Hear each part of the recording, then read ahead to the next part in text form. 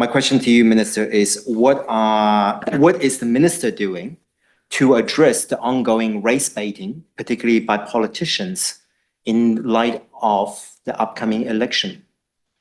And also in terms of the New Zealand-India Free Trade Agreement. Well, my focus isn't just on, is on the entire country. It doesn't matter what part of society you come from. We work with everyone, we work across every community. And really, I have to say that our focus has quite simply been on social cohesion. We live in a world now, I think we'd all agree, you see with the geopolitical instability, old alliances being challenged, the amount of global conflict. And when people, in my view, when people come to New Zealand to make their home, they want to be safe. And they don't want to be, we don't want to import those conflicts into New Zealand. So there's a large amount of work being done in that space. Probably, you know, the Harmony Accord, as I mentioned in my opening comment, was a way of bringing both our Muslim and our Jewish leaders together to say that we can agree to disagree on some issues. There's nothing wrong with that. We live in an open democracy. We should be able to do that. We very carefully guard freedom of speech, but we can do that in a respectful way. And so that's been a big focus of the ministry, being able to be a conduit and a platform to be able to provide that that sort of support and advice. That hasn't really quite addressed my question, though. My question is, what about in terms of the racial division? And we've seen the latest response from, you mentioned the Harmony Accord, from Theans, and particularly from the Ethnic Community Leadership Network and Abdul Razak, around the fact that politicians in a position of power has exacerbated racism and race baiting here in Aotearoa, making what you have described worse. So as the Minister for Ethnic Communities, what are some of your goals and visions? Well, I think every politician needs to hold themselves to account.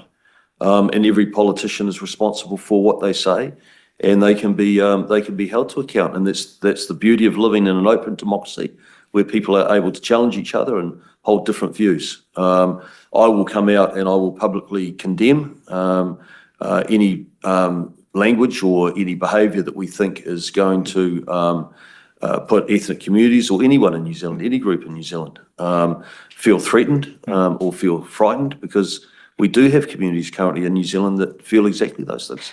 What about foreign interference from other countries that put their lives at harm? For example, the US ICE-style immigration tactics that has been interfering with the way that we look at our immigration system. I'll give you one specific example, which is Operation Indigo, which is specifically targeting communities of color, and it's a joint operation between the police and immigration.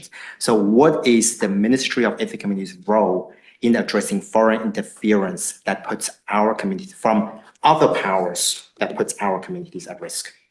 Yeah, I think number one, Lawrence, we're not going to speak to another country's immigration policy or anything like that. We will talk to our own. And it's foreign interference. I think that we've got a really, we should have a really proud, we've actually got a really proud record in our country. We've got really good checks and balances inside our democracy in our parliament. And regardless of who's in government, we actually do a really good job, I feel, as being welcoming, being inclusive, and investing heavily into making sure that new immigrants and you know, ethnic communities and faith groups are made to feel safe here. And I think that fundamentally is at the core of the work that we do, certainly with ethnic communities. But Pratima, are you happy? Do you want to comment on that? Yeah. Foreign interference, you know, I'm going to be a bit geeky and read you the definition, because that's really important, right? What foreign interference is and what foreign interference isn't. Foreign interference is an act by a foreign state, acting through a proxy intended to influence, disrupt, subvert New Zealand's national interests by deceptive, corruptive, or coercive means. So when I'm talking about foreign interference that the Ministry for Ethnic Communities is working on, we're talking about the foreign state. We're not talking about raro between community leaders. That's not what this is. It is about foreign state.